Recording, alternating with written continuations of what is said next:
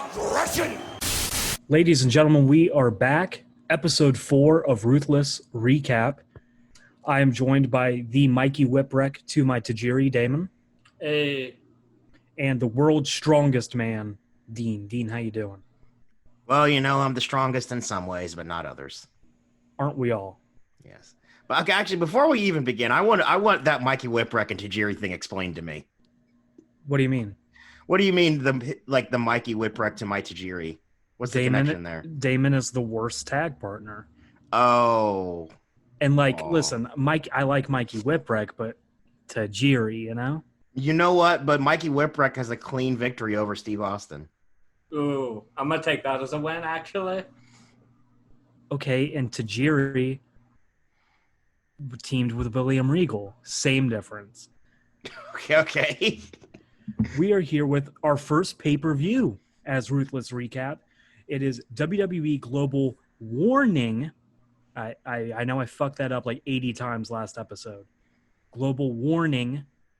It happened on August 10th, 2002, but for some reason aired November of 2002, emanating from Melbourne, Australia. And the reason we decided to do it now is because if we did it in November when it aired, it wouldn't make sense due to who some of the champions are. So here we are, sponsored by Xbox. We got Michael Cole and Taz on commentary. 56,000 people in Colonial Stadium. Now, got a question for you guys. It is no longer Colonial Stadium. Do you know what it's called now? Well, you showed me, so I'm out. Ooh, I have no idea. So it is now Dockslands Stadium, but they they have a sponsor in Marvel, so it is also known as Marvel Stadium. Huh, okay.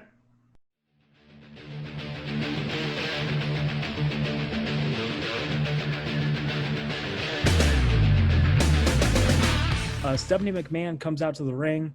I note that the ring announcing and the music is pretty quiet. Did you guys notice that at all? Oh, yeah, totally. It was kind of hard at some points to figure out who was getting a pretty good pop. Yeah, actually, that's fair because at least the way the sound was mixed at first, it sounded like the crowd actually reacted to Tajiri. I mean, not Tajiri. Oh my gosh, Tajiri was not on the show. Rikishi. I wish he was. They reacted to Rikishi super loud, and I thought they were just going crazy for him. But then I was the reactions didn't seem nearly as loud compared to the music the rest of the night to me, comparatively anyway. Right. Yeah, they kind of screwed the pooch on the audio a lot. Yeah.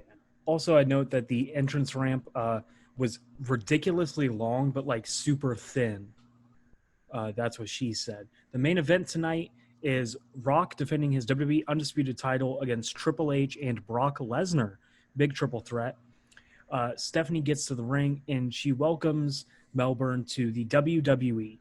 She says it's been 18 years since they were last in Australia, which is incorrect. I looked it up. It's actually been 16 years. Still a long time, though. I'm surprised they didn't go more often in the intervening time. Well, I'm glad you bring that up because I think I found the reason why it had been so long. I actually found the last card WWF held there before this. So I'm going to run it by you guys and see if you would have gone to this show. Okay. So this is September 6th, 1986 at Festival Hall, Melbourne, Victoria, Australia. Salvatore Bellomo beats AJ Petruzzi. Gama Singh beats Bob Bradley. Tonga Kid beats Tiger Chung Lee. Sika beat Jim Powers. Paul Roma and SD Jones beat the Moondogs of Moondog Rex and Moondog Spot. Hillbilly Jim beat Greg Valentine by DQ. And the Junkyard Dog beat Brutus Beefcake. That card awful. Sucks. Yeah, that sounds awful.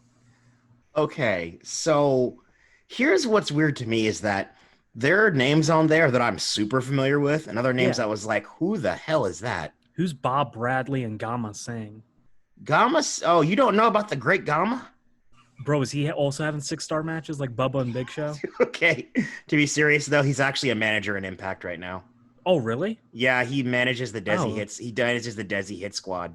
Oh, shit. Though they're a super jobber tag team, they never win. Oh. Good for Gama Singh. Yeah.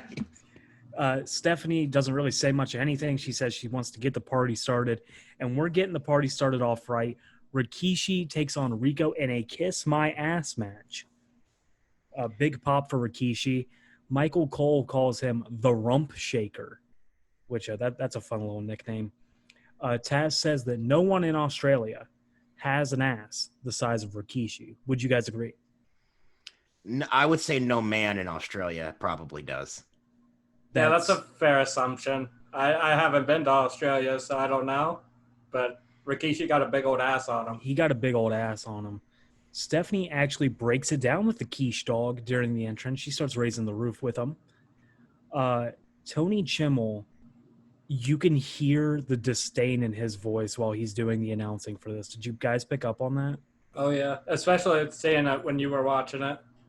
Oh, my God. He's like, the following contest is a kiss my ass match. He was pissed.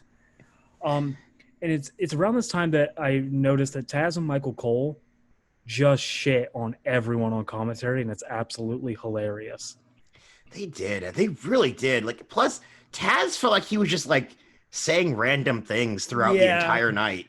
Well, Dean, did you notice? Did you notice what have you, that the commentary was not done in Australia?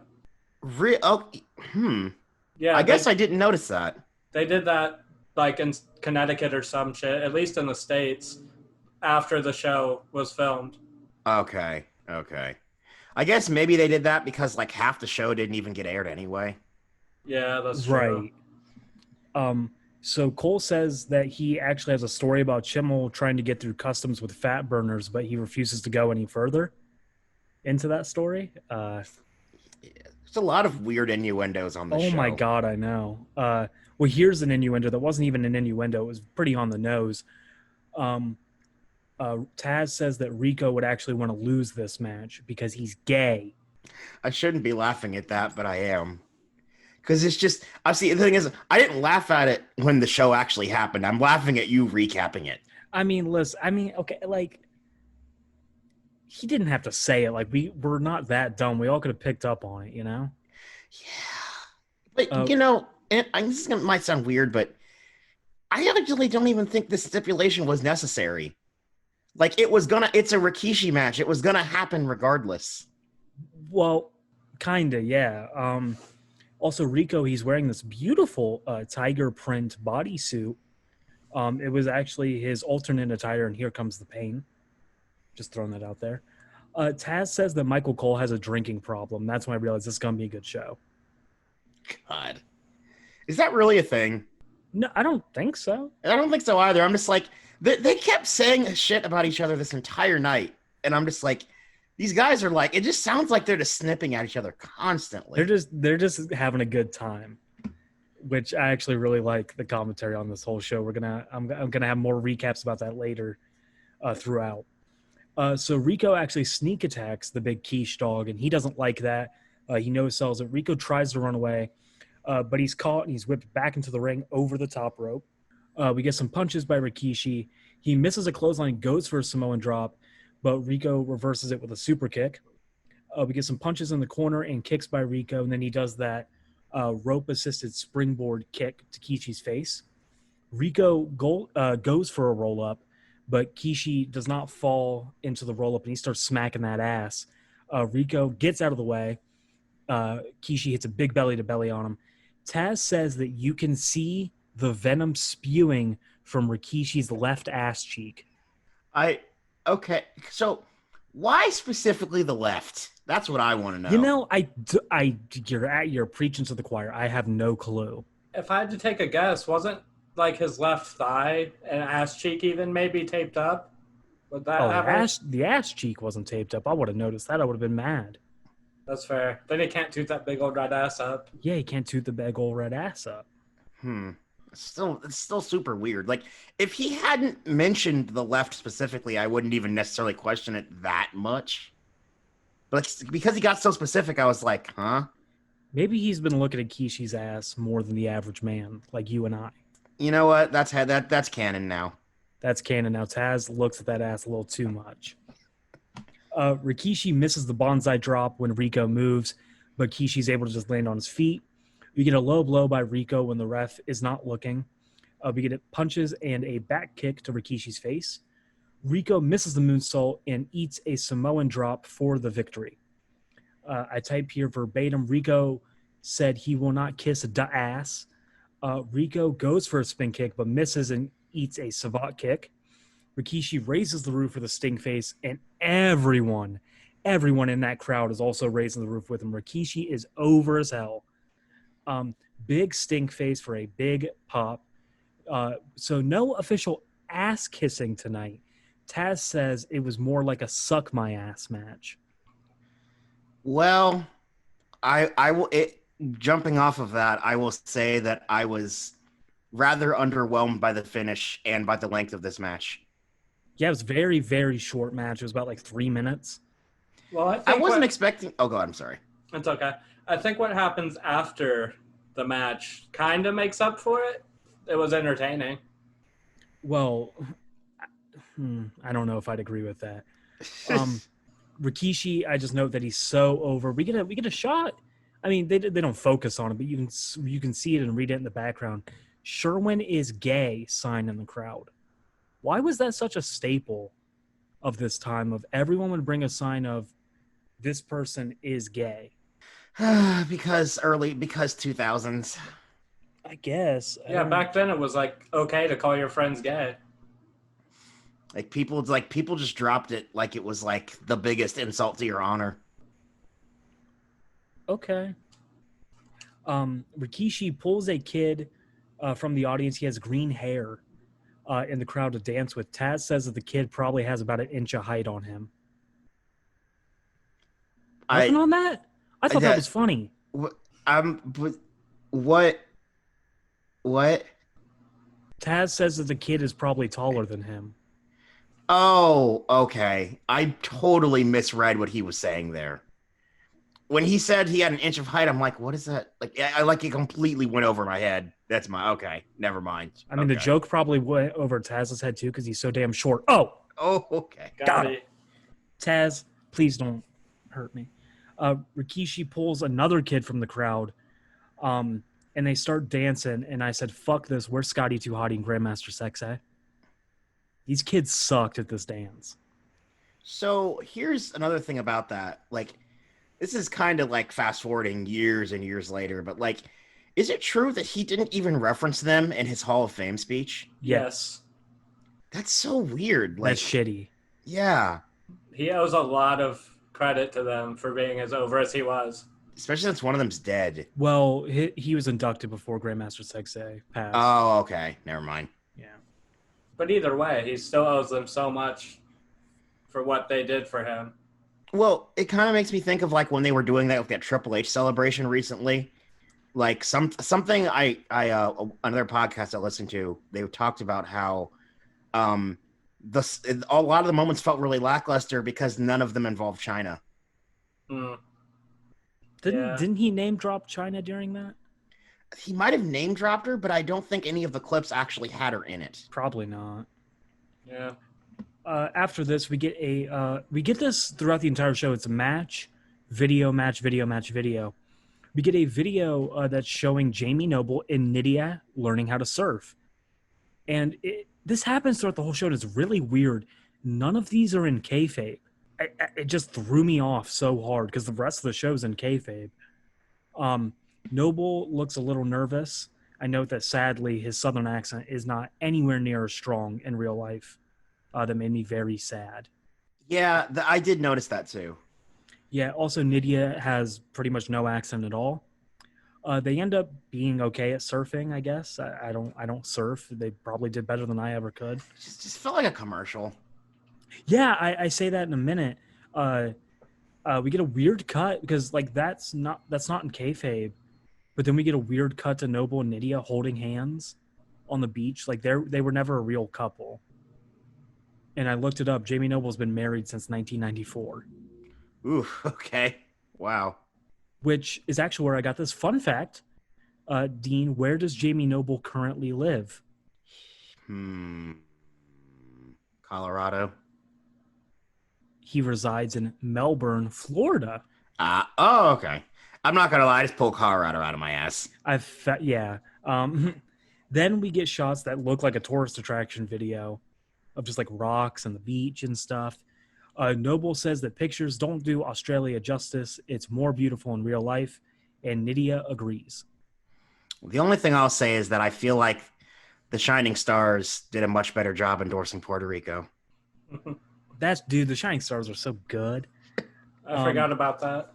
I'm sorry. Next matchup, speaking of Jamie Noble, it's Jamie Noble taking on the Hurricane for the WWE Cruiserweight Championship. Cole says he's pretty sure Nydia has made out with the entire state of Tennessee in just one kiss. I don't know how that works.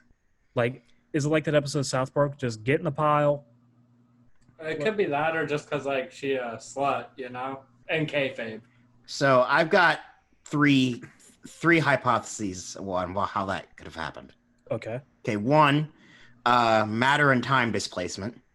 So like Explain. she used the device that allowed her to simultaneously be in multiple places at once. From her perspective, it took time, but from our perspective, it was in an instant. That's pretty sick. So, and the other possibility is that she potentially either shrank down the entire city or state, or she grew to massive size and just did it all at once. That's the only three possibilities. I like the first one the most. I like all of them, but I like the first one the most. I feel like the first one's the most creative. Definitely. Taz and Michael Cole say that the Hurricane has mental problems and is a goof. We get a graphic on the screen for the Cruiserweight title, and it's obviously a picture of the WCW Cruiserweight title. I thought that was really weird.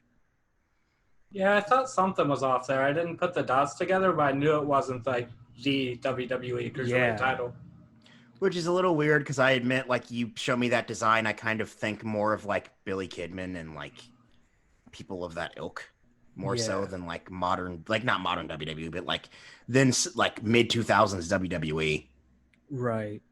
Taz says Australia doesn't have superheroes like Spider-Man, Ricky Ravioli, and Mikey Macaroni.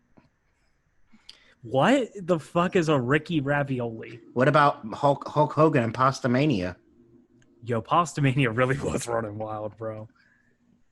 Yo, Damon and I went to Hulk Hogan's restaurant in Florida where they have like a bunch of Hogan merch. Mm-hmm. It was okay. Ah, damn. I mean, like, it's Hulk Hogan. It was pretty much a shrine to his career. Yeah, it really was. So, like, literally the only thing it had going for it was the novelty. Yeah, I mean, the food was fine. Okay. Yeah, decent food, but you could get decent food at a lot of other places. Yeah. Would you say, like, the prices were inflated because it was Hulk Hogan? Yes. Oh, you remember? I don't remember the prices. This was a while ago. I'm pretty sure the prices were outrageous.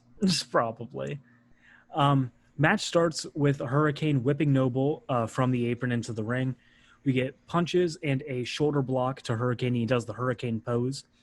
Noble goes for a clothesline, but Hurricane rolls under the arm and pokes Noble in the eye. I did not know this. Cole says this feud actually started because Hurricane and Nydia used to date, but he dumped her. Right, I thought you would know that, but I didn't know that either. I was going to say, I love Hurricane. I didn't know they were a thing. Like, so this is like non-kayfabe kind of talk here.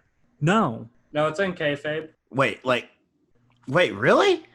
I guess so. Yeah. Huh, I don't remember this at all. I'm guessing that, like, Hurricane and Nydia were never an on-screen thing. They're just acting like it happened back in the day. Okay. Because the idea was, like, they all lived in a trailer park.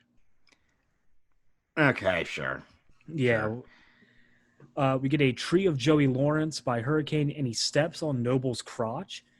And I don't like that Hurricane's doing heel shit and still getting a pop. He also, at one point in the match, poked him in the eye. Yeah, he pokes him in the eye a little earlier on. I say that the only guys that can do heel shit and get a pop for it are Stone Cold and The Rock. Especially when you're the Hurricane and you're supposed to be like a superhero. It seems really weird, especially. Yeah, I'm not a fan of it. He goes for the choke slam, but Noble elbows his way out. But he still eats a super kick, and he powders to the outside of the ring. We get a big crossbody off the top rope to the outside of the ring by Hurricane. Noble is thrown back in, and then Nydia just forces herself on Hurricane, starts making out with him. And to that, I said, "What's up with that?" You know, like Hurricane did. I respect your reference. Thank you. Nydia still kind of makes me feel gross, but I mean, yeah. Yeah, I was gonna say I think that's the point. Yeah, but like, I guess what the thing is. It's like it's just the way she dresses. Because like I look at her like in pictures outside of that attire, and I'm like, you don't look nearly as trashy and gross to me. Right. Yeah. Hurricane chases Nydia into the ring, and from that, Noble's able to get a clothesline in. Noble starts stomping him and hits a snap suplex for a 2 count. He whips him to the corner and then like picks him up and kind of spine busters Hurricane into the corner. He gets a snapmare and a bow and arrow. Hurricane tries to like spin through the bow and arrow, kind of like an Unprettier, but Noble's able to roll through for a 360 and forearm Hurricane in the lower back. We get a back suplex by Noble, and he starts making out with Nydia, as you do after a back suplex. He kicks Hurricane in the head and a small package by Hurricane for a 2 count. A knee to the gut to Hurricane. Taz says whenever he sees a small package, he thinks of Michael Cole. Ooh, yep. You hate to see it. You hate to see it. Hurricane is whipped to the corner and hits a crossbody for a 2 count. Noble hits this really nice electric chair drop to Hurricane. We get a choke on the rope to Hurricane by both Noble and Nydia. And Noble gets in a sleeper hold. Taz says that Jimmy Corderas usually referees a match like a jackass, but he's been doing well tonight. God. I thought that was very nice of him. I just love how they don't give a shit. I just love it. You can tell that they have nobody in their ear, and they're just shooting the shit on commentary. I love it so much. It's great. Hurricane starts powering out of that sleeper with some elbows. He whips Noble off the ropes, and he gets a sleeper hold of his own. But Noble quickly gets out of it by whipping Hurricane off the ropes, and Hurricane comes back with a nice tilt-a-whirl head scissors.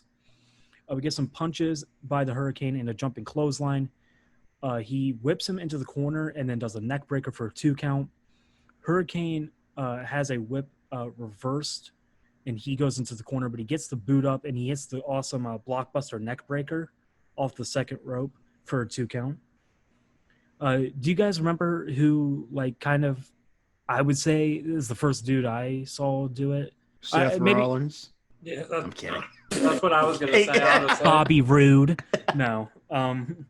Let me rephrase. It was not the first guy I saw do it because I didn't watch him, but like the earliest I can think of a guy doing it. Oh wait! Was it What a Crime Time?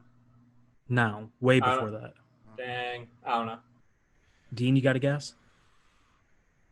See, this is gonna sound weird, but I probably not because I almost said Gold Dust, but Did he do it? no, the Blockbuster thing made me think of Shattered Dreams Productions. The earliest, I felt like the Blockbuster name tied into the guy's gimmick. I thought. I don't think so. It didn't. Okay, I Buff the probably have no Stuff. idea. It was Buff the Stuff, Buff Bagwell. Oh, damn, that's right. That was his finish. That's right. Hurricane goes for the eye of the Hurricane, but is reversed when Noble slides through Hurricane's legs and like has a hold of his arm the entire time and hits this beautiful pump handle exploder suplex for a 2 count. I loved that move. It was really good. Noble goes for his finisher, which at the time was the Tiger Driver, not a Tiger Bomb. A Tiger Bomb is not a move. That's not what it's called. It's called a Tiger Driver. It's reversed, and Hurricane actually hits the eye of the Hurricane, but only for a 2 count. Hurricane, oh man, Hurricane got me so hype here. He went for a fucking vertebreaker. Anybody who doesn't know what that move is, like, look it up. It's nasty. Bruh, the vertebreaker is the best. It's legit one of the greatest finishers of all time. Oh, yeah. He only ever hit it once in WWE. And didn't you tell me he invented that move? No. No? Oh, well. I think it was Homicide. Yeah, dude, it was fucking Cody Rhodes. No, I think he popularized it in the U.S. at least, but he said he got it from somebody in Japan. I think it was some Joshi wrestler. I don't know who it was, but he only ever hit it once in WWE, and it was on Stevie Richards on an episode of Heat. Like, really? I'll say this: it's an amazing move, but I kind of understand why a lot of people don't want to take it. Oh, it's dangerous as fuck. Yeah. It's literally called a vertebreaker. Yeah, Like land right on your head. And if you're like an inch too low, you could legit just die. Oh yeah. He goes for the vertebreaker, but Noble lands on his feet, misses a clothesline. Hurricane super kick gets caught, spun around, and he eats a bridging Northern Lights for a 2 count. Noble hits his shoulder into the post. Hurricane drags Noble up to the top rope for an awesome spinning neck breaker off the top. Both men are down. Hurricane eventually climbs over, or crawls over rather, to get a 2 count. Hurricane teases the Shining Wizard, but Nydia hops up on the apron to distract, which works when Noble gets the backslide and the feet on the rope for the win and retains his title. Yes. What did you guys think of this match? The very end, I'm thinking maybe it was just when I watched it, but I even rewound it to make sure I called everything right. It seemed like there was a weird cut, from Really? Noble's positioning to getting his feet on the rope. Because he was up against the ropes and got him in that backslide. I did not notice that. So now that you say that, I kind of think I see what you're saying, because it felt like suddenly his feet were on the rope out of nowhere. Well, yeah, and to me it seemed like they were in the opposite direction. Unless they just changed their position really quickly, or they were cutting to cover up something, but I'm not sure. Yeah, I don't know. Yeah, I didn't notice a cut. I'm not sure. But anyway, I fucking loved this match. Yeah, it was I thought really this match good. Rocked. Oh, yeah. You didn't like it? Not as good as Bubba Ray and Big Show. God damn it. You had me. Man, but not as good as Shannon Moore versus Billy and Chuck. So I will say that this was actually probably one of the better matches on the show. Easily. Oh, without a doubt. Yeah, which is interesting because I didn't even think it was anything spectacular. I just thought it was solid. I really liked it. I think you just like Jamie Noble and Nydia's gimmick too much. I love Jamie Noble and Nydia. I love the Hurricane. So that probably has something to do with it. Maybe I would like Jamie Noble and Nydia more right now if it weren't for the gimmick. The gimmick skeeves me out. Fair enough. I just want Jamie Noble to be a badass wrestler, but that'll never happen. No. Nydia goes to pick up the Cruiserweight title, but Hurricane puts his foot down on it. Nydia tries to seduce him, but she gets goozled for it, for the choke slam. But he eventually just shoves her into Noble. Noble gets the choke slam, and Hurricane celebrates with the title. Well, he won. He won the title. Hell yeah. Dude, he should have won the Cruiserweight title here and held it until he became Gregory Helms. That actually would have been pretty cool. Yeah. You think that would count technically as 2 reigns as he changes his name? I don't think they'd do that. Nah, probably not. No, because Johnny Nitro had the ECW title while he changed to John Morrison. Yeah. Literally what I was about to say, yeah. After this, we get a video showing Lance Storm, Christian, and Kurt Angle going to the zoo with a bunch of bikers. That was weird. I don't know why they were hanging out with a gang. Yeah, also, I mean, I know that they're technically all heels, but I found it weird that Kurt Angle would be hanging out with the Un-Americans. Yeah, I noted the same thing. It doesn't make any sense. He's an American Olympian. Yeah, even though he's a heel, it seems like he'd be one of the last people who would like them. Yeah. Kurt is easily the shining star of this segment. No doubt. Kurt says that the bikers remind him of The Undertaker. One of the bikers, I couldn't tell what the hell he was saying, but he calls Kurt a bugger, and he takes offense to it, but then later says he doesn't even know what it means. Some guy shows the 3 of them how to use a boomerang. Christian tries to throw it, but he was really bad at it. It did not come back to him. Well, I thought that was funny because one of them was like, "Can you throw this in a straight line?" And then the instructor was like, "Yeah, if you fuck it up." And then Christian messed it up. They were asked, I think Storm asked if you could throw it in a straight line. And then Kurt was like, yeah, probably Christian, which is what happened. Yeah. Not gonna lie, I've owned a boomerang in my life. I've never actually managed to get it to come back to me. Really? I've gotten it to curve. I just never got to come all the way back to me. Huh. I've never used a boomerang in my life. Let's all buy boomerangs. Okay, that's going to be for the 50 count. Hell yeah, bro. Kurt Angle, he shows a soft side in this video. He loves dogs. He tries to play with a dog. Kurt also says he's never seen a giraffe before, but when he first sees a giraffe, he says it's awesome about 80 fucking times. Hey, giraffes are pretty awesome. Giraffes are my favorite, like, exotic animal. I do like giraffes. Did you notice, Dean, that he introduces himself to the giraffes? Yeah, I did notice that. I did. He said Kurt Angle, Olympic gold medalist. What Yeah. a fucking guy. Kurt asks if he can ride one, to which he was sadly told no, he cannot ride a giraffe. He says that he absolutely loves animals, but he hates the Canadians. Kurt pets a koala and once again notes that it's awesome. Says that he would do anything to have a koala as a baby. The kangaroos do not like Christian. And I just note here again that all these videos are non-kayfabe, as at one point Kurt's talking about like being in Australia and he's like, the fans don't care if you're a babyface or a heel. They still want your autograph. They still want to take a picture. And also at one point he does call Christian Jay, which is his real name.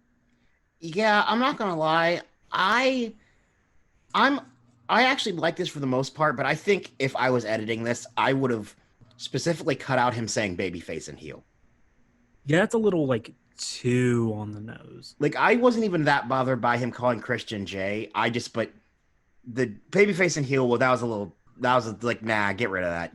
Get rid of that. Yeah, you never hear anybody in kayfabe talk like that. And I realize this was out of kayfabe, but like on WWE programming. Yeah. Right. Next up is the Un-Americans of Lance Storm and Christian taking on who were formerly known as the Filthy Animals, Billy Kidman and Rey Mysterio, for the WWE Tag Team titles. And when they showed the match graphic, and I noticed it was really weird seeing Rey next to the 90s WWF tag titles. It just felt wrong. Weird's going on with these graphics tonight. Well, I mean, those were the titles they were using. It just felt wrong. Mm-hmm. Like, I don't associate Rey with those titles. Like, I don't associate him with that time period. I guess I kind of get what you're saying there. Yeah. I would associate him with, like, when Raw had the red ones and SmackDown had the blue ones. Yo, when does that just happen? Pretty soon. Okay. Because the SmackDown tag titles get introduced pretty soon, and they eventually change the Raw ones to those red ones. Good. Those are like my favorite tag titles, both of those. Yeah, those titles get a lot of shit, but I liked them. I liked them too. Especially considering later we got the undisputed belts, which they gave the Hart Dynasty, which was freaking big pennies. Oh, you're talking about I thought you were talking about like the WWE undisputed title. No, the undisputed tag unified titles. Yeah, the unified. Fair enough there.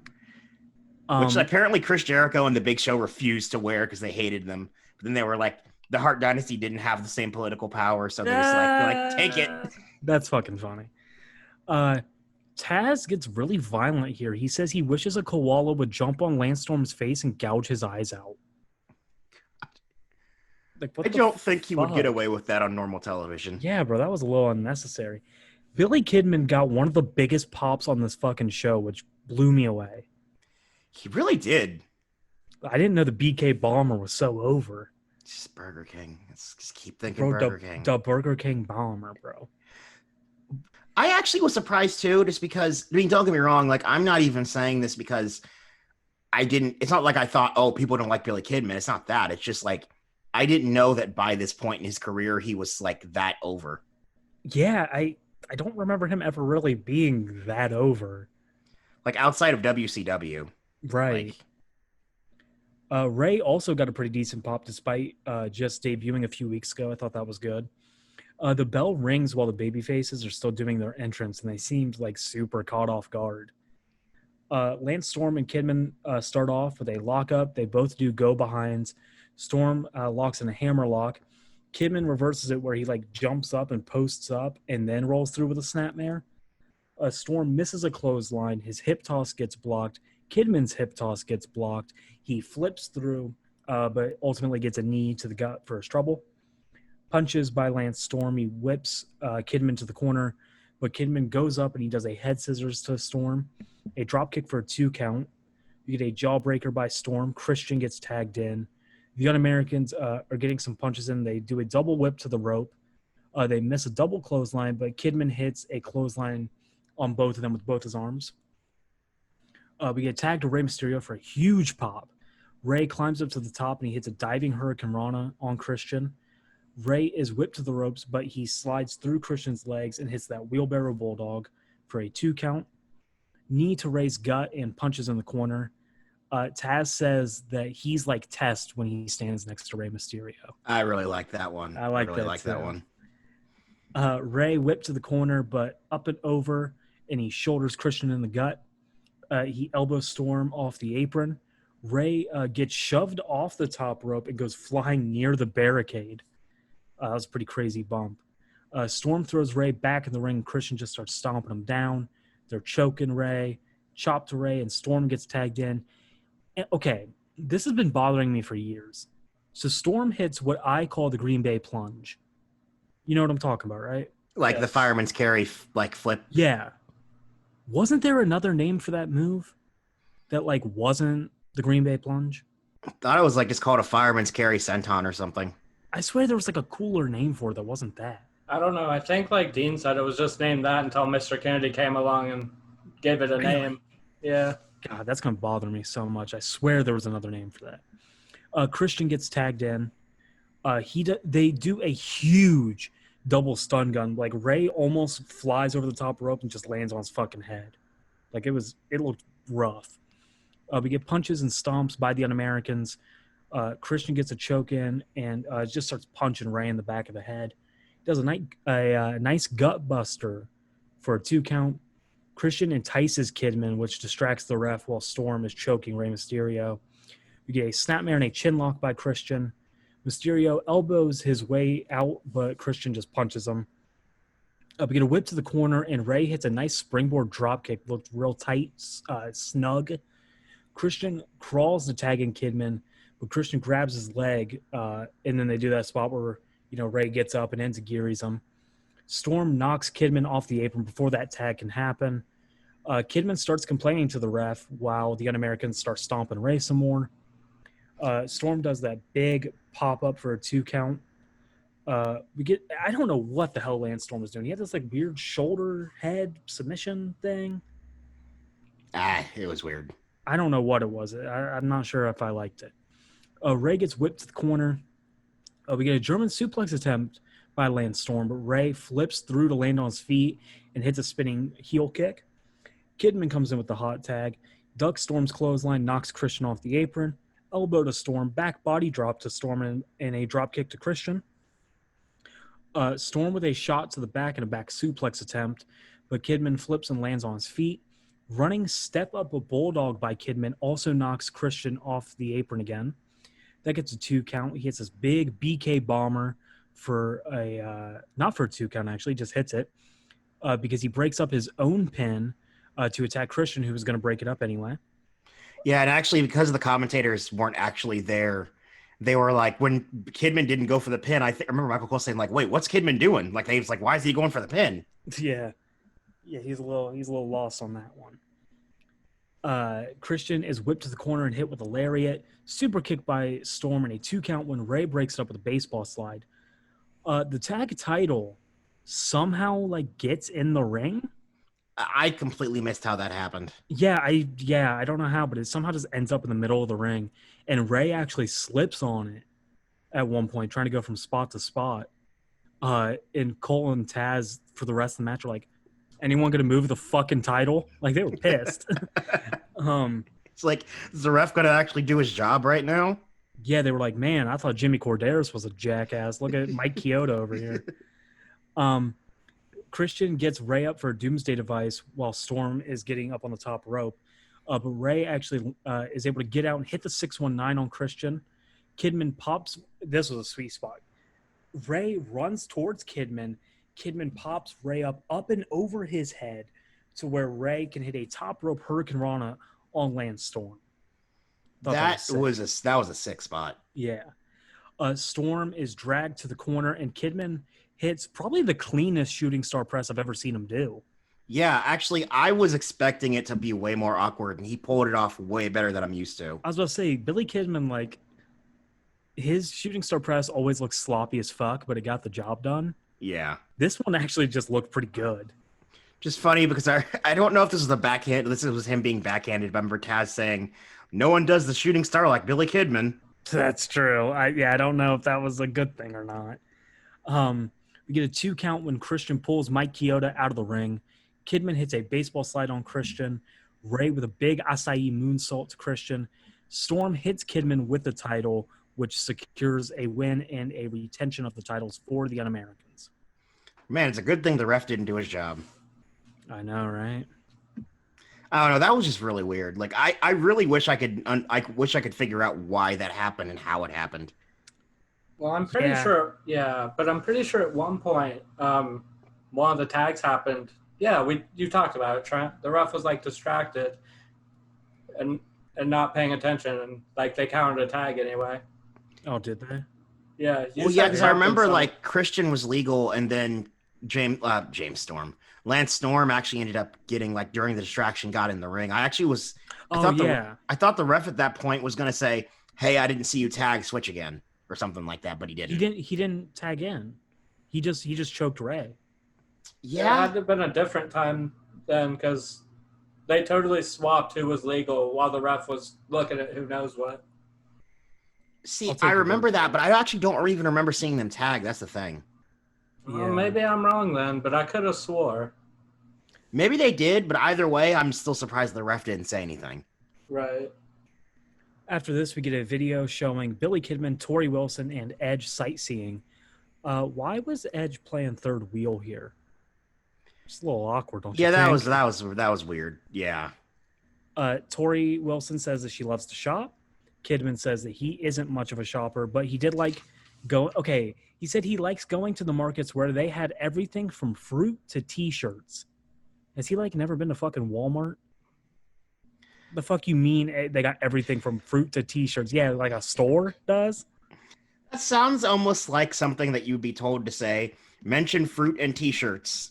I was gonna say Billy Kidman did not come off as the most charismatic. Here, he did have one good joke I'll get to, but he doesn't seem to have much charisma. God bless him though. Tori leaves Kidman and Christian so she can go buy something. Edge makes a joke that Kidman's credit card is paying for all of her shopping, which is a little demeaning. I mean, she's also in the WWE. Yeah. She makes her own money. We'll see 2000s, though. Yeah, dude. Like, that was all Kidman's money, you know? Which it is kind of weird to me, and this is kind of a slightly tangential, but it's like sometimes when like a wrestler in WWE is like in storyline having financial trouble, I'm just always like, really?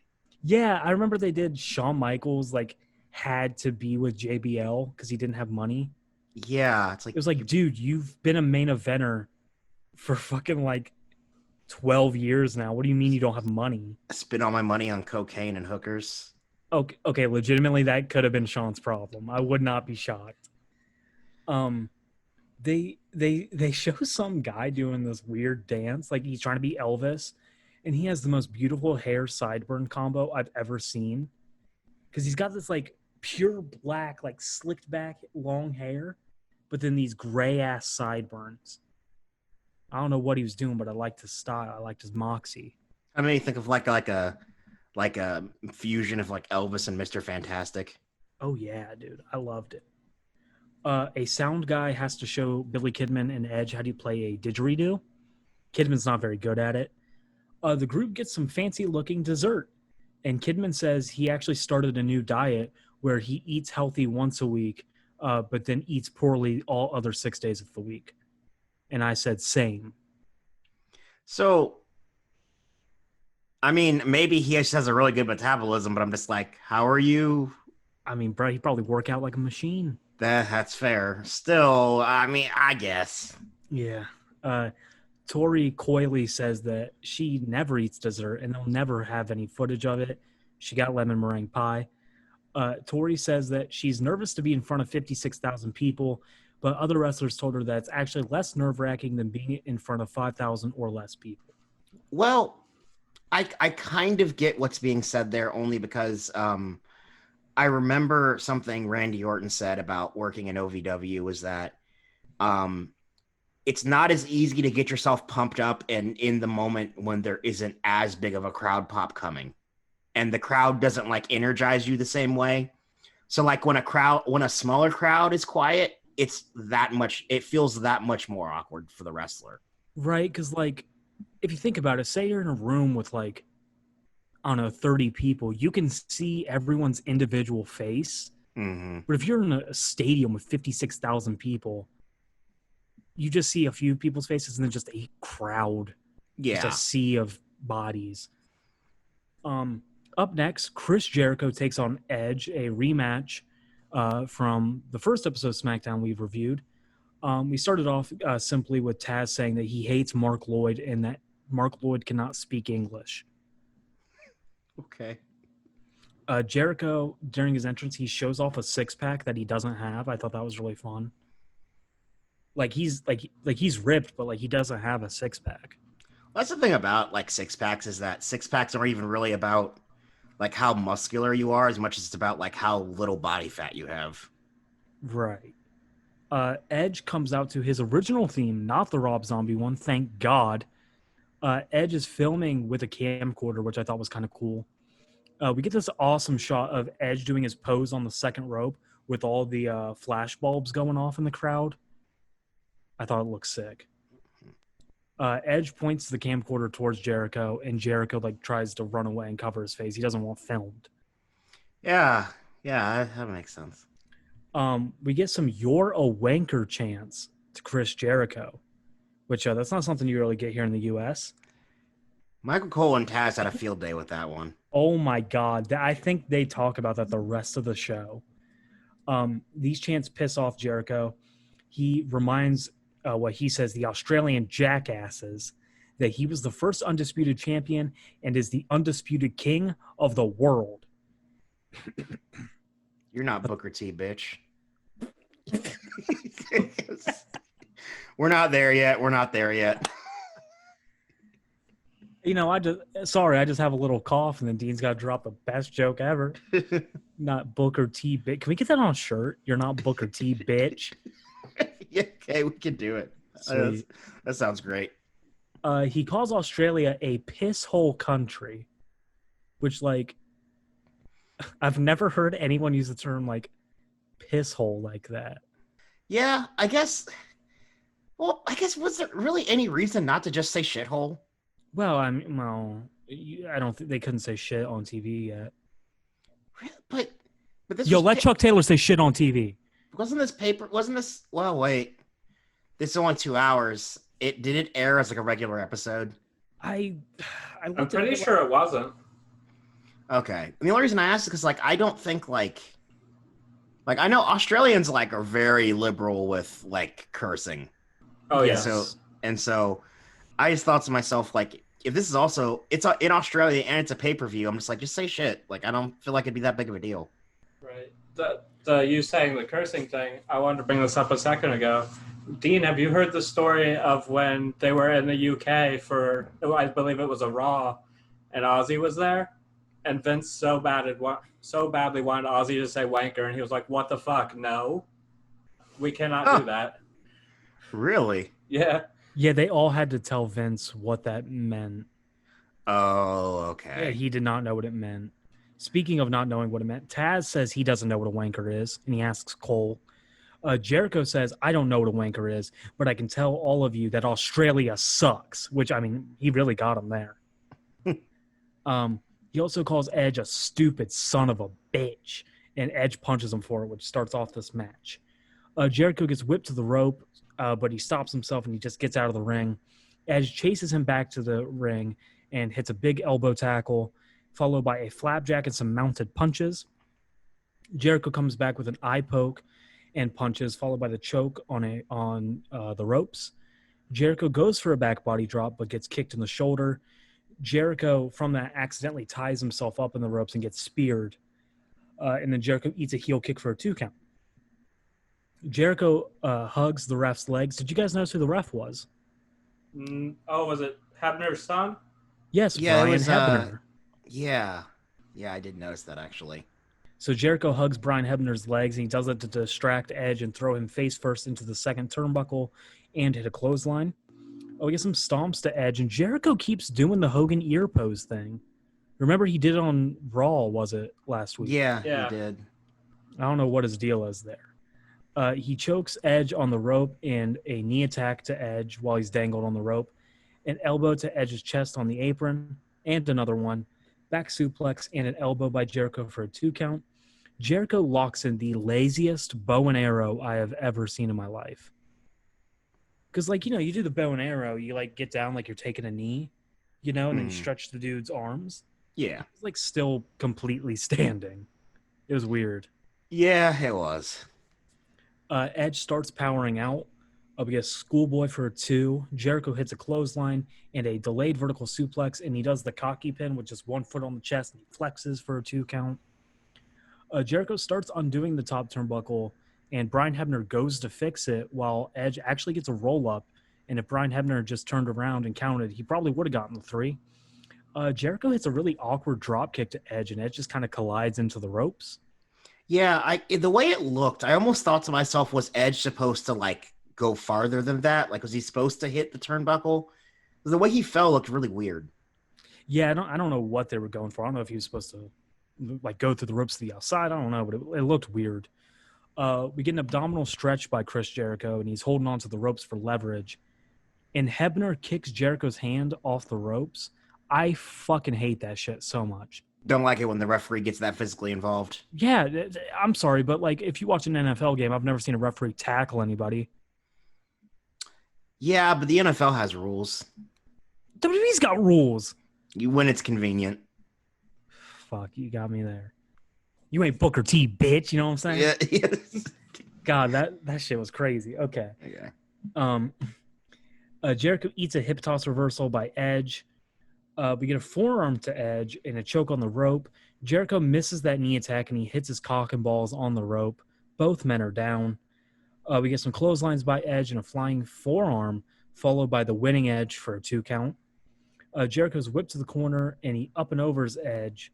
Edge runs and Jericho jumps over Edge, that kind of thing. But Edge flapjacks Jericho into the top turnbuckle. Edge climbs to the top rope, but Jericho is able to stop him with some chops. Jericho's superplex is blocked when Edge hits that nice suplex into the face buster off the top rope for a 2 count. Edge goes for a flying forearm, but Jericho moves and Brian Hebner eats it. We get a ref bump in this match. Jericho hits the sleeper slam. He just shoves Chimmel out of the way and gets a chair. Jericho goes to hit Edge with the chair, but he eats a spear. Edge covers even though he knows the ref is down like an idiot. Edge misses another spear when Jericho's able to leapfrog over it, causing Edge to hit the second turnbuckle. We get a bulldog by Jericho. He goes for the lion salt, and he actually, like, goes all the way through and lands on his feet. That was pretty good. What's the word I'm looking for? Impressive. I don't think he could do that today. No. Nah, probably not.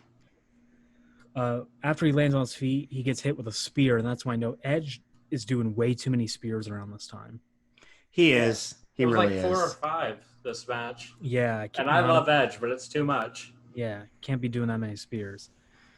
I guess it's also partially the problem of hindsight, knowing that what his finisher is going to be later. Yeah, that's also part of it. Jericho actually hits Edge in the throat with the chair and then hits a lion salt, which is only a 2 count, which gets a big pop. Jericho argues with Brian Hebner, and he's like still on the mat in pain and he's yelling at him. Jericho misses a drop kick and is slingshot into the exposed turnbuckle, and we get an Edge-o-matic, but only for a 2 count. Edge goes for the execution, but is reversed into a Walls of Jericho attempt. Edge gets a small package, or as he would call it, Paul Smackage, for the win. Jericho starts throwing a tantrum on the outside. He's hitting the turnbuckle with a chair. He flips the steps over, and he throws a plastic lawn chair into the ring, where Edge just takes it, puts it in the center, and takes a seat. And then it cuts to Jericho ripping up a fan sign. How did you guys feel about the finish? Not the fact that Edge won, but how he won. It was lame how he won. I wish they would have ended it Hell, even with that Lionsault and Jericho wins, that's fine. Just take it back 30 seconds.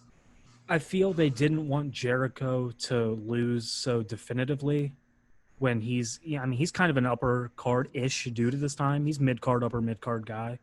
Yeah, I totally get that, but there was still that part of me that just thought like there are so many other spots that I felt like they could have ended the match and they just didn't. Yeah. And then like as a result, it made the ending itself feel anticlimactic. AEW strats. Oh yeah, AEW strats big time. But you didn't mention this, Trent, so I'll mention it. I thought it was cool as shit when Edge got his camcorder back and went into the crowd and climbed that scaffolding. Oh, I didn't notice he got his camcorder back, but I was going to say he climbs this gigantic steel support beam thing. I swear to God, like he was 20 or so. I mean, he was like 25 feet up in the air. It was scary. Yeah, and he was just up there like it was nothing, being hype. Right. After this, we get a video that shows the Fan Frenzy event. Fans are posing and they say catchphrases to the camera. Stacy Keibler said that she took pictures with fans for 2 hours. And the way that they were able to take pictures, and I imagine be at this event in general, was to donate money to a charity, which seems to be a big theme of this. The entire Australian tour was kind of a bit of a charity thing, which there's nothing wrong with that. Just thought it was interesting. She says that the Australian fans are wonderful. We cut to Mark Henry playing video games against fans, and he says at one point in the day he was 19-0. Is that the new streak? I think so. I would also just like to say that technically speaking, I think the current person with the biggest undefeated streak at WrestleMania is Rob Van Dam. Oh yeah, dude, 4-0, brother. Yeah, 4-0 at WrestleMania. What a guy. Also, Dean, do you know what game they were playing? No, I actually didn't take notice of that. Were they playing No Mercy? They were not. Damon, do you know what game they were playing? I couldn't figure it out. I had to tell you. I didn't know what it was. Yeah, it took me one Google search to find out. It was pretty easy to find out. Okay, what was it? They were playing WWF Raw for the Xbox. After all, this was sponsored by Xbox. Okay, see, I never played Raw. So Oof. I've heard some bad things about that game. Yeah, it's not known for being a very good game. Yeah. But that's what they were playing. Brock was wearing a very nice sweater. Did you guys notice that? I noticed that, and he talked for more than 2 words and said he had a good time. Yeah, we'll get to that in a second. It was very weird. Test laughs very hard after hearing an Australian fan say, "Can you dig that sucker?" Test thought that was the funniest thing ever. There are certain things that when they cross accents sound way funnier than they would otherwise. And Brock said that everything is going well and running smoothly. Thank you, Brock. That was very nice of him to say. Here's where the show starts going downhill a little. Out comes the big Valboski in a tracksuit and a hat. He is the special guest ring announcer for the following match. He says that he and Australia have a lot in common. No one knows more about going down under than the big Valboski, which that gets a big pop. Taz says that Michael Cole doesn't know a single thing about that. I mean, that's probably accurate. Okay, no, hold on. And kayfabe at least. I don't know that. In kayfabe, Michael Cole could get a lot of women. I don't know. Well, we know he's had sex with at least one man. Oh, yeah. Okay, but that was not... It wasn't consensual, choice. But still. Heidenreich. So Valboski announces that we're going to have a bra and panties match, which gets a huge pop. Val says it's really hard to not get excited about the first participant, Stacy Keibler. Stacy comes out to a big pop, and she shakes her butt for Valboski. I note that Val, I swear to God, he about creamed his pants when he was looking at Stacy, and he straight moans into the mic. Did you notice that, Dean? Yeah. Yeah, he goes, okay, I'm gonna do it right here, guys. Tell me, he goes, "My God." It was kind of quiet, but it was there, you know. We just got demonetized. I'm making money off this anyway. Fair enough. Donate to our Patreon. Oh, we doing that? No, we don't have a Patreon. If you donate to the Patreon, you'll get the "You're Not Booker T, Bitch" shirt. Great. This man's got no shame, Val Venus does, after that moan. Val says that he would love to get on to the next participant, Tori Wilson. That pun wasn't very good. It wasn't even a pun. It wasn't good. It doesn't really work. Yeah, it really didn't. Now, if he said he would love to get it on, but he didn't say it. Yeah, I guess he was trying not to be so on the nose, but like taking the it out made it not really even make Bro, much sense. he said going down ... under, like talking on the nose. Yeah, on the nose. On the nose. Tori also gets a big pop. Stacy goes to shake Tori's hand, but slaps her in the face instead. We get a body slam by Stacy, a whip to the corner, and a terrifying body slam. She about dumped Tori Wilson on her head. She was not protecting her at all with these slams. God, it was kind of scary watching this match. We get a headlock by Stacy. Tori elbows her way out. We get a really awkward botch when, so like she was supposed to immediately grab Tori's hair and pull her down, but she didn't immediately grab her hair. So she like awkwardly, like they didn't know what to do for a second, and they all just kind of, stutter stomped around, and then she tore her down by her hair. Yeah, that's one of those things about like when you don't actually train someone to wrestle. It's like all they know how to do is follow the script. Right. Like I've heard a lot of women's wrestlers talk about how, during this time period of the quote unquote divas, they were kind of just taught what they needed to know, which was, slap, cat fight, bra and panties, all the gimmicky, pulling the hair, all that kind of stuff. I even remember like they said like so that they would actually like sometimes be like forced to retape matches if they like threw punches instead of slaps. Yeah. Not a good time for women's wrestling in the WWE. It's like, you're actually being competent? Redo it worse. Right. I was going to say, we've come a long way, though. We have. We get a headlock by Stacy. Tori whips Stacy to the ropes. A nice leapfrog, but a shitty hip toss. We get some clotheslines. Oh, God, that hip toss. Yeah, that hip toss was rough. We get clotheslines by Tori. Tori goes to yank Stacy's shorts down, but Stacy gets away. I don't like recapping this with the words I have to speak. My mother listens to this podcast. This is one of those situations where I watched this match and I'm just like, man, I feel awkward watching this. Well, here's the thing. It's not like I would never go out of my way to watch a bra and panties match, right? Yeah. But like, say if one came on while I was watching something, like, yeah, I'd watch it, but it's weird to take notes about it. Yeah. Because like now I'm watching it like with what's the term I'm looking for here? More critically, more in depth. I'm analyzing it, I guess. Like I'm really paying more attention to it, which makes it kind of weird. And also, I guess something I always find weird about bra and panties matches is that sometimes to make the match make sense, the women will come out wearing more clothing than they would have worn for their general wrestling attire. Yeah, it's fucking stupid. Yeah. Stacy gets a kick to the gut and misses a clothesline. We get some chops by Tori and a stun gun to Tori. Stacy gets Tori's shirt off. Cole says that the match is halfway home, and Taz says that he is also halfway home because of semen. Yeah. Stacy throws the shirt into the crowd, but while she does that, Tori pulls Stacy down by the hair. And again, Stacy's shirt is ripped off. Stacy is whipped into the corner and does this cool like springboard up and over. She like gets whipped to the corner, runs to the corner, and then springboards off the first rope to go up and over to the apron. I've never seen that. I thought it looked kind of cool. Yeah, it was unique. Yeah, shoulder and pulls Tori down on the rope. You know what I'm talking about? Like when you're on the apron and you grab someone by the head and pull their head down onto the rope and you throw it down. Yeah. There's a name for it. I can't think of what it is. Yeah, I couldn't think of the name. But after that, she immediately eats a baseball slide. Tori is stomping Stacy on the outside and throws her back in for a snap suplex. Both women are in like the victory roll position, right? And Tori is trying to get Stacy's shorts off.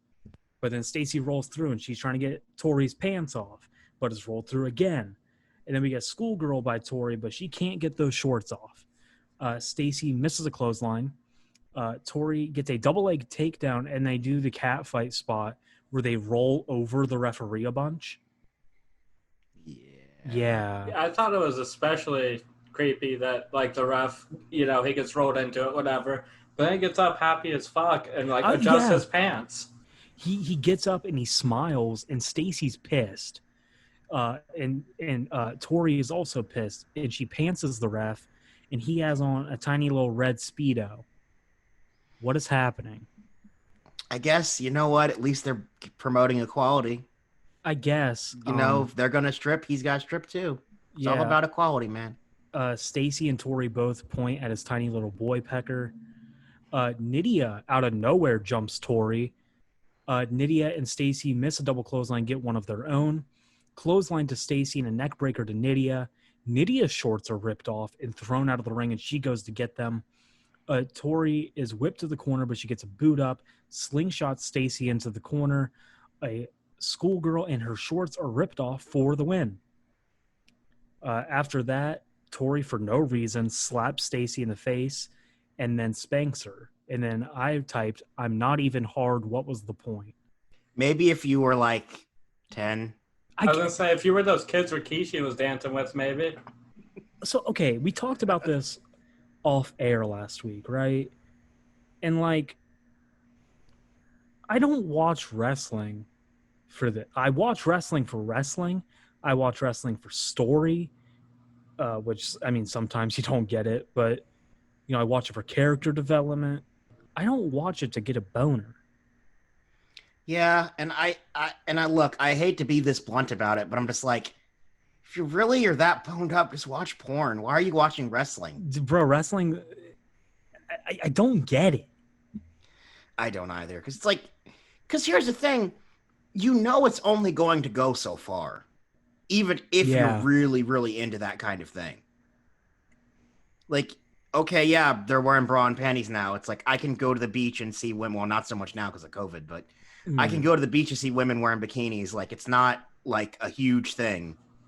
Yeah, I don't understand the point of it. After this, we get our last video of the night shows a charity dinner that included many of the wrestlers that we see on tonight's card.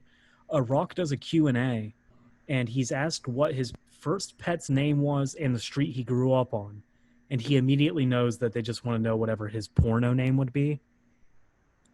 Like, that joke, right? Yeah. Yeah, okay. Kurt says that it was his favorite event of the week, and he loved doing it for a good cause. We get Rock, Triple H, and Hogan murals that were auctioned off for charity. They don't say which one, but one of them sold for $10,000.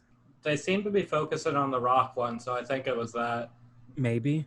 I don't know, but these things were fucking huge. And they looked kind of decent. I mean, the Rock one I didn't think looked very good, but the Hogan and Triple H one I thought looked pretty good. Yeah. I was going to say, Triple H I really liked. Yeah. Rock says that he definitely wants to come back to Australia and whoop some more candy ass. God bless him. In our main event of WWE Global Warning 2002, Brock Lesnar versus Triple H versus The Rock for the WWE Undisputed title. Triple H, he gets a face pop even though, no matter what, he is a heel now. I'm still confused by this. Yeah. I guess, no, I was about to say because Brock's a bigger heel, but it's like The Rock's in the match, so who cares? Like, I don't know. It's weird. I don't... there's no debating it. He admitted he beat the fuck out of Shawn Michaels twice now. I guess he's not a heel in Australia. Nah, dude, Australia said we love beating the fuck out of people. I don't know. Cole says that this is actually Triple H's first match back since he had an elbow injury. I did not know that was a thing. I didn't know that either. He said he was only out for a couple of weeks. It had to be something pretty minor. Yeah. I know that. So they announced Triple H coming to the ring weighing in at 272 pounds, which sounds mighty heavy for Triple H. Yeah. And then they announced The Rock at 275. There was absolutely no way The Rock is 275 in 2002. Hell no. Dude, Rock looked like a twig compared to what he looks like now. Yeah, and I'm not saying he's small, but he was the smallest guy in this match. Yeah. He shouldn't be that close to the other guy's weights. Nowhere. He was probably 240 maybe. Yeah, that's somewhere around there. Yeah, like there was no way. Obligatory, we say this every show The Rock is on. Huge pop for The Rock. We get a stare down between all three men, Brock, Rock, and Triple H. I'm going to try my best not to fuck up saying, Brock for Rock or Rock for Brock. We'll see how that goes. Yeah. A little warm up for SummerSlam, I guess. We get a stare down between all three men. Brock charges The Rock, but he eats some punches. Triple H punches Brock as well. They start alternating punches, Triple H and The Rock do, on Brock Lesnar. We get a double back elbow by Triple H and The Rock. A double clothesline, Brock over the top rope to the floor. Triple H clotheslines Rock. Rock goes headfirst into the corner and some punches. Triple H starts alternating punches and gut kicks. Rock is whipped to the corner, but he bounces off and just hits a clothesline on Triple H. Rock whips Lesnar back into the ring off the apron. We get some punches to Brock in the corner by Dwayne The Rock Johnson. Triple H tries to stop it, but he eats some punches as well. Brock clotheslines The Rock, stomps to Rock, and then Triple H just like awkwardly watches while Brock is beating down Rock. Did y'all catch Michael that? Cole and Taz do try to do their best to cover for that, though. Yeah, they were like, "Oh, he's just laying in wait." Like it was weird. It's like, let Brock do the work. Yeah, he's being the cerebral assassin. Brock finally moves and lets Triple H get some offense in, some punches to The Rock. Both Brock and Triple H are just stalking the prey. They're just staring down The Rock while he's on the mat. Both men are just taunting him. Triple H goes for a punch, but he eats a few. And I don't know what to call this, but it's the typical Triple H thing where he like runs and he brings your face into his knee. I call it a knee face buster. I don't know what the technical term is, but Close enough. He did that thing. I always call it a running knee, but funny enough, I know it's not. Sometimes I accidentally call it a kitchen sink. It's like it's definitely not. Yeah. Brock clotheslines Rock and Triple H and gets a 2 count. Brock clotheslines Rock and then Triple H covers him, and Brock just kind of lets Triple H cover the Rock. Yeah. Which commentary brings up. They're saying, that's the inexperience of Brock Lesnar. The heels, Brock and Triple H, are alternating kicks to the Rock in the corner. Rock starts fighting back by alternating punches on Brock and Triple H. Triple H kicks Rock in the gut to stop these punches. Brock and Triple H miss a double clothesline and get one of their own. See, there it is. That's what happens. Rock whips Brock into Hunter. Hunter gets clotheslined. We get some punches to Brock. He's whipped into the ropes, but clotheslines Rock. Brock whips Rock to the ropes and awkwardly sort of misses a clothesline and gets back body dropped over the top rope. Did you guys notice that? Mm-hmm. I think I missed that, actually. It was real awkward. Yeah, it was. All three are outside of the ring at this point. Rock throws Brock into the barricade, and Heyman doesn't like that, so he hits Rock. And, of course, Rock just no-sells it, and Heyman's scared. Rock is chasing Heyman around the ring, and then Triple H just lays in this disgusting clothesline on the Rock. Like, it looked rough. Yeah, it did. Triple H does the snake eyes to the Rock on the barricade, and then he hangs Brock up on the top rope. Triple H and Brock are now in the ring. Rock's still on the outside. We get some punches to Brock in the corner, stomps him in the corner, and a choke. Brock reverses a whip to the corner and shoulder checks Triple H a shit ton of times. Taz brings up the fact that Brock Lesnar didn't hang out with anyone while on this tour, despite the clips showing Brock at an autograph signing and the charity dinner.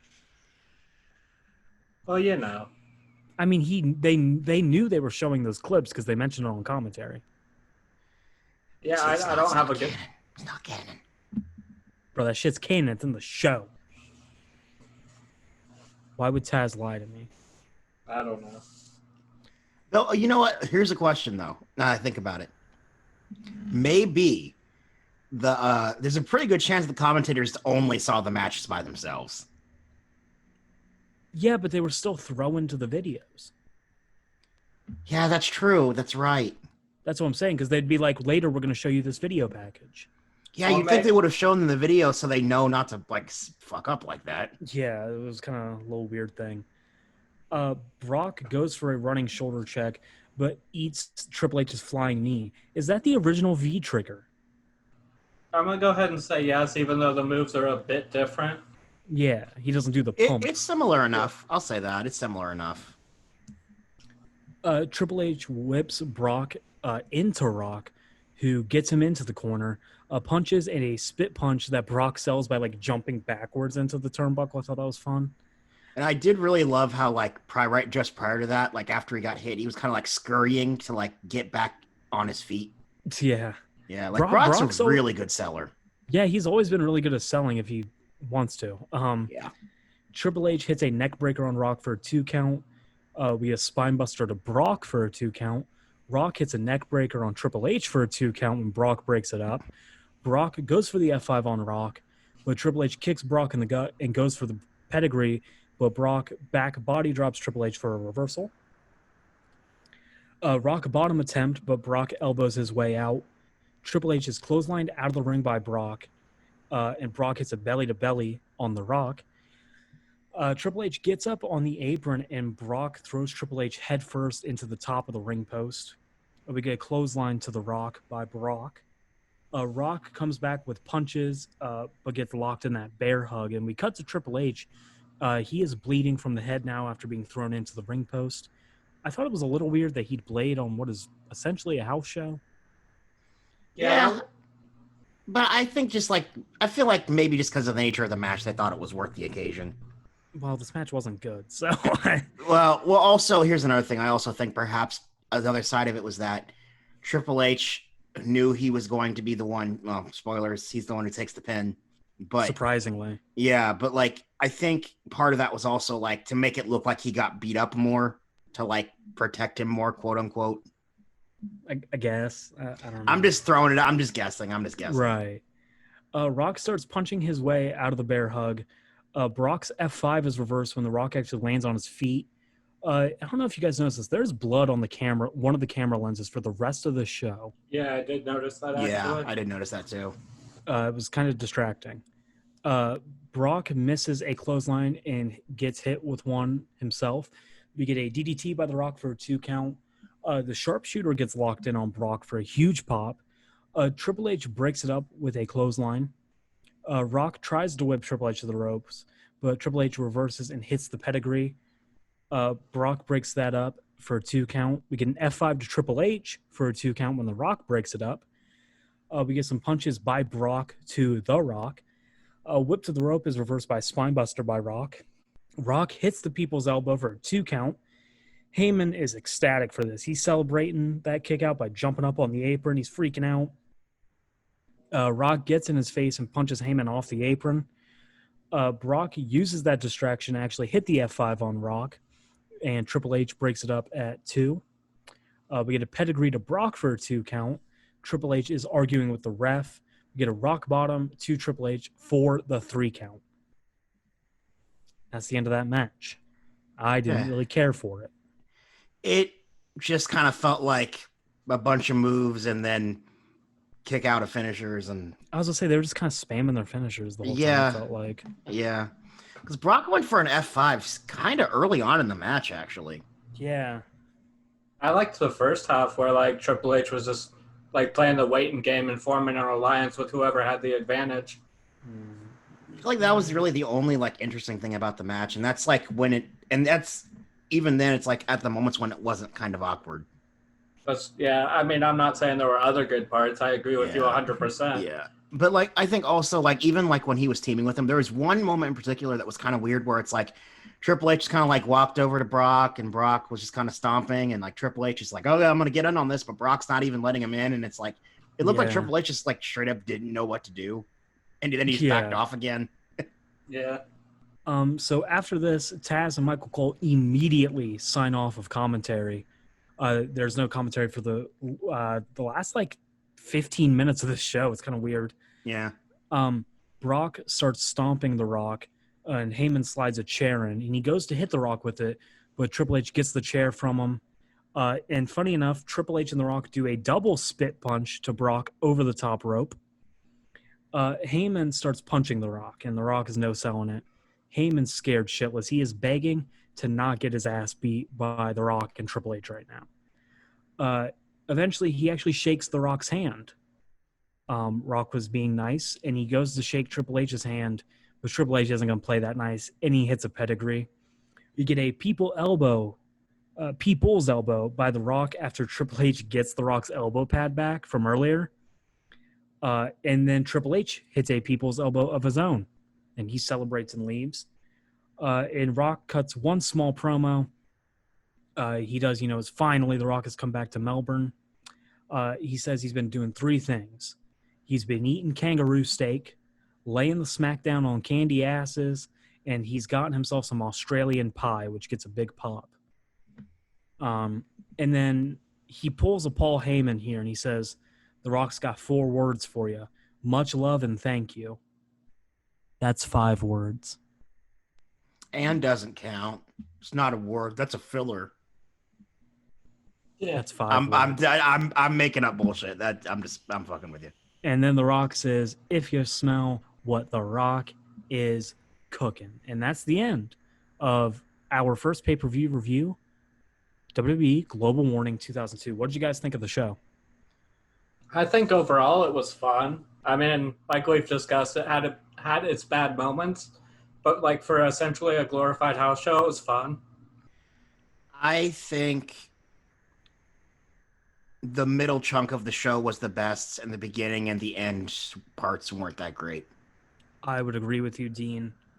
Yeah, I thought there was some fun matches on here. The main event didn't do anything for me.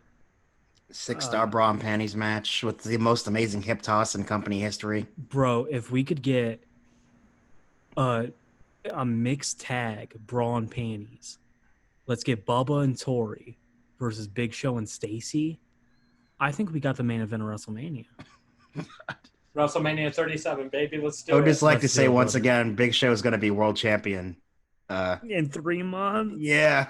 Oh no, I don't want to see it. So I guess we'll do what we do every time, even though there's not a lot of segments here. What was your guys' favorite segment of the show? Kurt Kurt Angle and the Un-Americans. I feel like Easy. that Easy. was way too easy.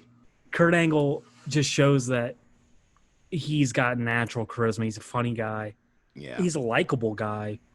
And I could be wrong, but I think at this time, maybe not now, maybe it's like when he comes back to SmackDown. I remember Kurt saying when he left the company, he was actually like the highest paid guy on SmackDown. He wasn't on SmackDown when he left. He was on ECW. Oh, yeah, he was on ECW, but I guess he was saying that when he was on SmackDown, like he was actually being positioned as like the highest paid guy at the time.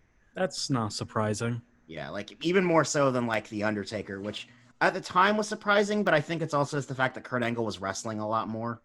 He was wrestling a lot more, plus he was champ. Yeah. Yeah. And favorite match? I'll start with Damon. See, I really had to think this over during the show because I couldn't decide between the 2 cruiserweight matches, like the tag match and the cruiserweight title match. But I'm gonna go the tag match.